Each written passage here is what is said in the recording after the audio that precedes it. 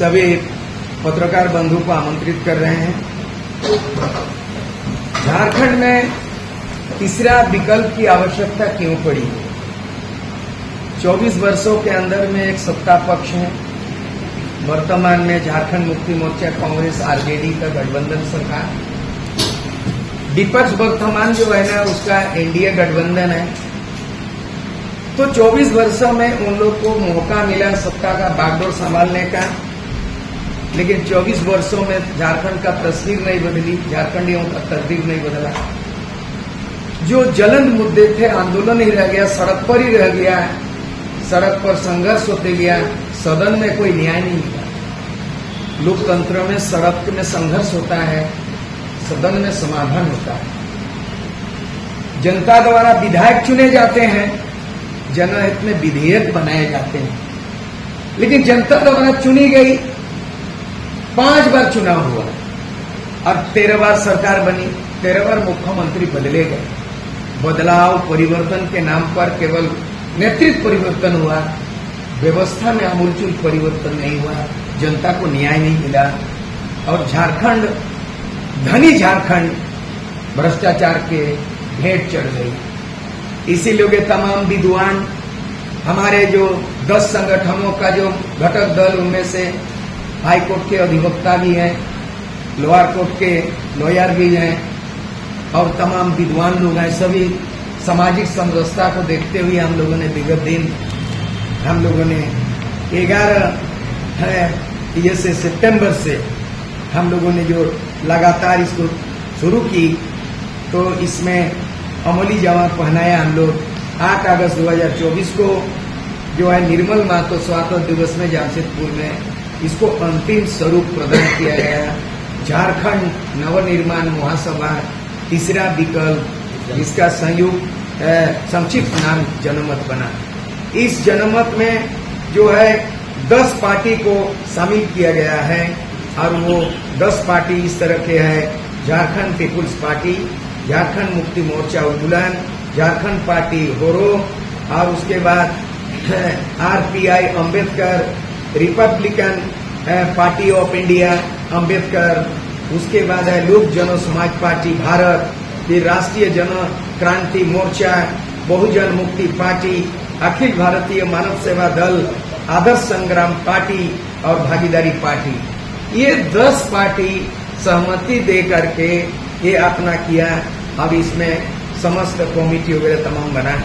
उसके बाद हम लोगों ने आम सहमति के बाद हम लोगों ने आचार संहिता बनाया, 10 सूत्री आचार संहिता बनाया और उसके बाद हम लोग घोषणा पत्र भी विगत दिन हम लोग जारी कर चुके हैं। और तो और 10 पार्टियों का आम सहमति से 81 में से 40 विधानसभा का सीट शेयरिंग हो चुका है, यानी चुनाव घोषणा पत्र हो चुका है, आचार संहिता भी पारित हो चुकी है और प्रत्येक पार्टी को फिलहाल हम 4-4 सीट आवंटित हुआ। हम बाकी फेज वाइज जैसे चुनाव घोषणा होगी करेंगे। तो अभी हमारा वर्तमान में जो प्रोग्राम है वो आगामी 30 सितंबर को हम लोग भगवान बिरसा मुंडा चौक पर हम एक ताकत ही नहीं, उसको ताकत आजमाइश नहीं बल्कि जनमत के उद्देश्य क्या है और हमारी मैनिफेस्टो क्या है, हम 10 पार्टी के प्रमुख वक्ताओं के बीच में जनसभा करेंगे। और झारखंड मामले जो भारतीय जनता पार्टी का जो है ना कंट्रोल दिल्ली से हो रहा है, फिर जेएमएम भी कांग्रेस गठबंधन है तो दिल्ली से कंट्रोल हो रहा है। अब दिल्ली के नौजवान विद्वान IAS IPS IIT IIM के विद्यार्थी लोग हैं, ब्रेन ड्रेन जो हो रहा है, पलायन हो रहा है, मजदूर पलायन करते हैं और विद्वान जो ब्रेन ड्रेन हो रहा है, वो ब्रेन ड्रेन कैसे रोका जाएगा, पलायन कैसे रोका जाएगा, क्या थीम होगा इसमें? कॉन्स्टिट्यूशन क्लब ऑफ इंडिया वो नई दिल्ली में 2 अक्टूबर महात्मा गांधी जयंती के अवसर पर तय हो चुका है। तो उसमें जो ऑर्गेनाइज हो रहा है नौजवान की ओर से, उसमें जनमत सहभागिता निभा रहे हैं, कोऑर्डिनेटर बन गया है। तो ये 2 घोषणा है और बाकी हमारा इसमें जो हमारे संयोजक मंडली बने हैं, इसमें जो है श्याम बिहारी जो प्रजापति हैं, ये हमारे पार्टी भागीदारी पार्टी की ओर से हैं। फिर आपका प्रीतम सांड लोहरा, ये आरपीआई की ओर से हैं।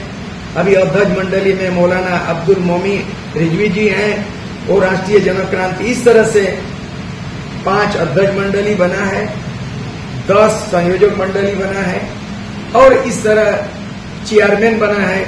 तो हम चाहेंगे ये 2 कार्यक्रम घोषणा के बाद आप लोगों का कोई सवाल जवाब होगा। हमारा ये जो घटनाक्रम अभी जो घटी है, नाम लेना भी ये नहीं, आप जान रहे हैं अजय मेहता जनाब, क्या कहिएगा इस घटनाक्रम को लेकर? देखिए, एक चीज है, यहाँ जुड़ रहे हैं और वहां टूट रहा है। तो एक तरफ जो है जोड़ना और एक तरफ है तोड़ना। हम लोग भी एक समय जुआ ही था ना। अचानक इस उम्र में, उम्र के दहलीज में हम राजनीति कर रहे हैं, ऐसा भी तो नहीं है। कितने पापड़ बेले होंगे, यूं ही बाल सफेद नहीं हुआ है, यूं ही ये उम्र जो है 70 के लगभग में हम लोग नहीं पहुंचे हैं। हम लोग भी युवा थे। तो हम ज्यादा कटाक्ष नहीं करते हुए हमारा कहना है, हम लोगों ने कई युवाओं के आंदोलन को देखा। युवाओं का एक प्रेरणा का प्रतीक खुद सूर सिंह बेसरा भी है, क्योंकि वो युवा 3 साल का संगठन और 3 दिन की लड़ाई और जितने युवाओं की पढ़ाई सबको निछोड़ कर दिया और 1986 से 89 झकझोर कर दिया। 10,000 सेना तैयार हुआ और झारखंड अलग राज्य का इतिहास रच दिया। परिणाम मिला, टेबल टॉप हुआ। जो युवाओं की बात कर रहे हैं, नाम लेना नहीं चाहते हैं, ये आज है कल बिखर जाएगा, क्या गारंटी है? तो दिखाई तो दे रहा है। हम चाहते हैं, झारखंड में 60% युवा है। ये जो मंच बना है, ये बुजुर्ग लोग ही एमएलए बनेंगे, एमएलए बनेंगे, मंत्री बनेंगे, ऐसा नहीं। हम लोग युवाओं को ललकार रहे हैं कि युवा 60% है। हम 10 पार्टी में युवा आवे, हर पार्टी ये संकल्प ले चुका है कि युवाओं को 60% उम्मीदवार बनाएंगे। हर पार्टी में ये संकल्प है हमारी। इसीलिए वो टूट रहा है, वो बिखर रहा है, उसका जिम्मेदारी हमारी। भेद लगा कि मतभेद लगा, इसमें आपको क्या नजर आया? नहीं, क्योंकि अभी उनके साथ हमारा कोई मनभेद नहीं है और मतभेद भी नहीं है। हमारा कहना है यही तीसरा विकल्प है। 10 पार्टी मिलके हम एक पार्टी, हमारा भी झारखंड पीपुल्स पार्टी है, हर आदमी का पार्टी है। लेकिन क्यों एकजुट की जरूरत है? क्योंकि इसीलिए एकजुट की जरूरत है कि केंद्र में जो डबल इंजन की सरकार है, वहां भी झारखंड में गठबंधन है, 3-4 गो गठबंधन है ना, अभी पूरा नहीं हुआ है। और जो सत्तारूढ़ है, जेएमएम, कांग्रेस, आरजेडी, वहां भी गठबंधन है। 3 पार्टी का गठबंधन है। हम यहाँ पर नया प्रयोग करना चाह रहे हैं, विकल्प। 10 पार्टी मिलके 81 सीट पे लड़ेंगे। सोशल इंजीनियरिंग है, महिला प्रतिनिधि आएंगे, जनरल से भी आएंगे, मुस्लिम उम्मीदवार भी आएंगे, पिछड़ों को भी देंगे, युवाओं को 60%। ये जो हम लोग खाका तैयार किया है, ये उनसे हम क्यों माथापेची करेंगे? हम लोग चाहेंगे कि जो भी फिक्सन हो, जो भी संगठन बना रहे हैं, आइए, आपके लिए द्वार खुला है, दरखास्त कीजिए, विचार करेंगे कितना सीट पे लड़ेंगे। उससे ज्यादा किसी भी व्यक्ति, किसी भी पार्टी के नाम से कटाक्ष हम लोग परहेज करते हैं। एक सवाल है सर, आज उत्पाद सिपाही टूटने जुड़ने पर एक मेरा अपना कहना होगा आपके सवाल का। देखिए सर, ये ऐसा है कि युवाओं की राजनीति हो या प्रदेश में उम्र दराज लोगों का कोई मंडली हो, यदि राजनीति का कोई प्लेटफॉर्म बनती है, तो राजनीति का प्लेटफॉर्म का मतलब है कि आम जनमानस के लिए नीति निर्धारण करना, नीति तय करना। और हमको लगता है कि जयराम महतो जी या उनके जो सहयोगी लोग थे उनके कमेटी में दल तैयार किए और इस दल के नेतृत्व में जो मुहिम पैदा की, हमको लगता है कि कालांतर में चल के यदि उसके अंदर विघटन होने लगे, उनके लोग टूट रहे हैं, तो हमको लगता है कहीं न कहीं आपसी अनुभव तालमेल का कमी रहा है। तो आम जनता ये देखती है कि भाई जो ऑर्गेनाइजेशन इस प्रदेश में खड़ा हुआ, क्या उस ऑर्गेनाइजेशन के नेतृत्व में जनता का सर्वांगीण विकास होगी? यदि हाँ, तो निश्चित रूप से इसकी विचार नौजवानों को करना चाहिए। आज हम लोग जैसे यहाँ 10 दल के लोग हैं और 10 दलों का नीति को मिला के सहमति बनाए। तो ये सहमति इस प्रदेश के विकास के लिए, युवा राजनीति में आने, इस प्रदेश का नेतृत्व करें, लेकिन उम्र और अनुभव ये कहता है कि प्रदेश की जो ताजा राजनीतिक हालात है उसके अध्ययन करके जनता क्या मांगती है, इस बिंदु पर अपना जो है सो निजी जो है सो राजनीति को छोड़ के जनहित में राजनीति करना चाहिए। तो कहीं न कहीं आज अगर संजय मेहता की बात कर लें, चाहे उनके दल के और भी लोगों की बात कर लें, अगर कोई आपस में टूट का जो है सो कोई बात सामने आ रही है तो हमको लगता है कि परिपक्व जो है अनुभव का कहीं न कहीं।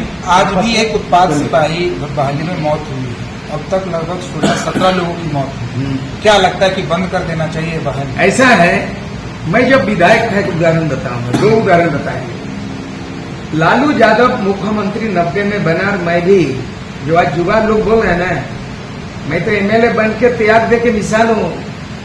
छोटा बात नहीं है, टिकट मिल जाएगा जीतना और त्याग देना, ये और बड़ी बात है। लालू यादव जी 90 में एक नियम बनाया कि बिहार में पुलिस की बहाली होगी सिपाही की, तो उन्होंने सिलेक्शन के लिए दौड़ नहीं लगाया, उन्होंने हाइट वेट 2 चीज पे लिया। मैं बता रहा हूँ गाँव में विधायक था उस समय, मैं देखा हूँ। तो उन्होंने रस्सी खींचा, तो रस्सी खींचा तो बोला जो ये 5 फीट इतना इंची 5 फीट 5 इंची टच करेगा वो सिपाही बहाल, उसको वेट इतना किलो कर लो, मेडिकल देख लो, फिर पुलिस कर लो। दौड़ भाग ये सब नहीं था।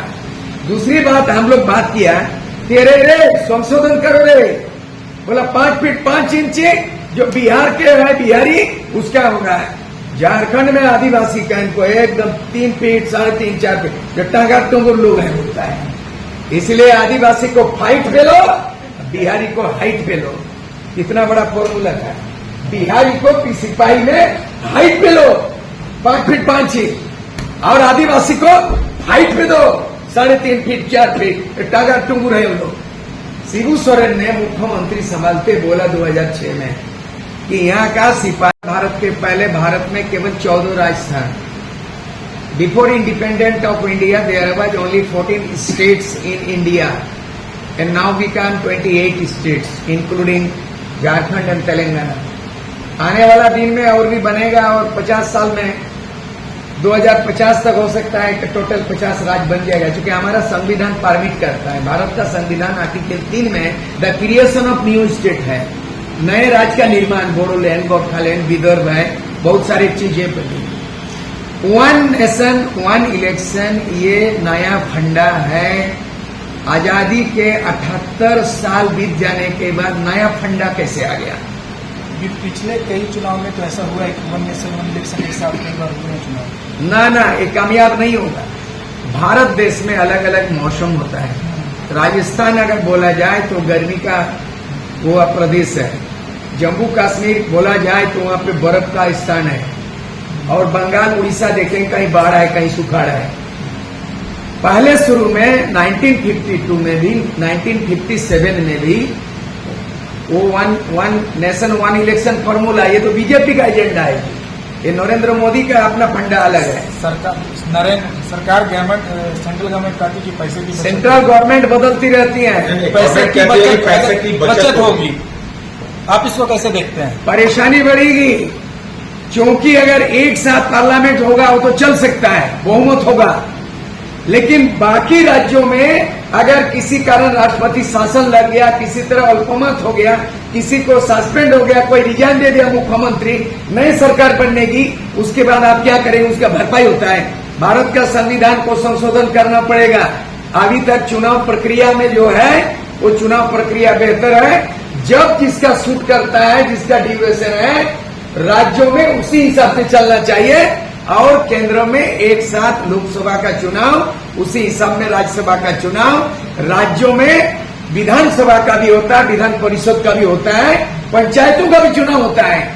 अभी जो नया फंडा है ये बीजेपी का है, नरेंद्र मोदी का 1 नेशन 1 इलेक्शन, मतलब एक बार में पंचायत इलेक्शन, एक के साथ, एक के बार में जो है विधानसभा, एक के बार में राज्यसभा, टोटली ये व्यवहारिक नहीं है। हम लोग विपक्ष क्या बोलेगा?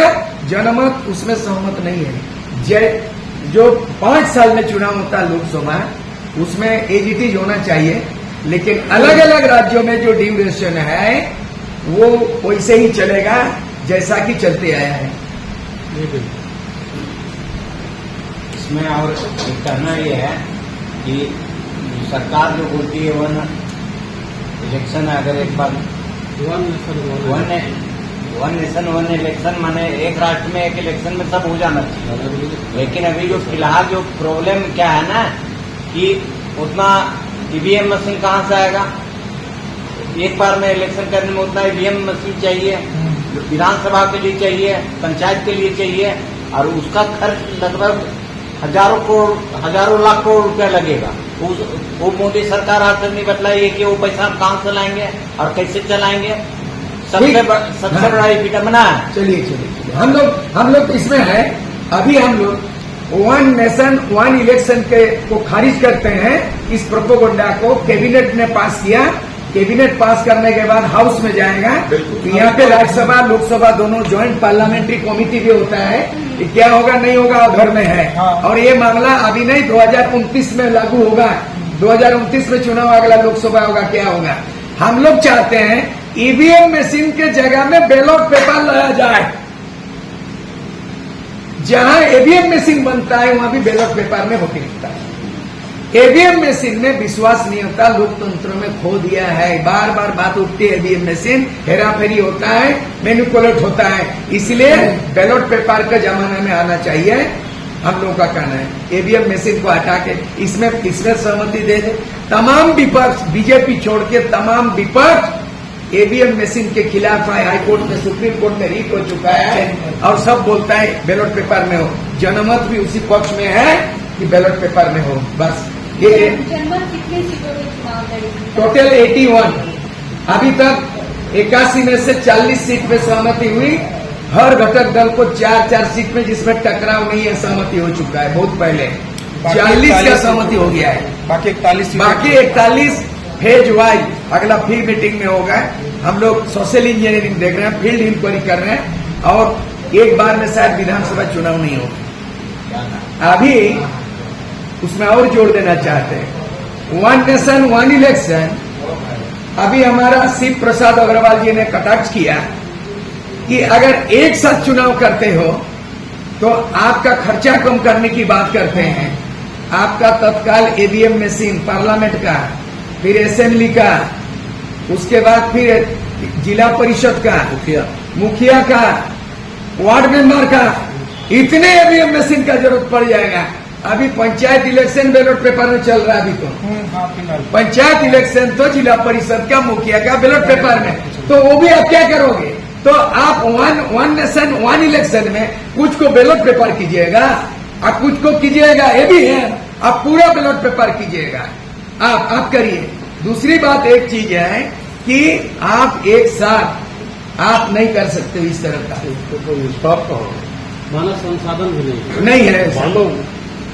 दूसरी बात है झारखंड में मांग करते हैं हम लोग कि 1 फेज 2 फेज नहीं किया जाए। हम लोग मांग करते हैं, झारखंड छोटा राज्य है, 81 सीट का है, एक दिन में चुनाव हो, ये बड़ा पूरा करे चुनाव है, क्यों 3 बार 4 बार करेगा? पहले आया था पूरे भारत में एक बार में चुनाव, रिकॉर्ड है। झारखंड में चाहते हैं 1 फेज 2 फेज, उसमें गलती होती है, बहुत सारा मैनिपुलेट होता है। इसमें हम लोग नहीं चाहते। हम लोग झारखंड में अगर आपकी ताकत है तो एक स्टेट में एक साथ करो, एक फेज में करो, ये हम लोग डेमो जा रहे हैं, क्या डेमो जा रहे हैं झारखंड का विधानसभा चुनाव में आप डेमो जा रहे हैं? हाँ भाई, एक के बार में चुनाव हो।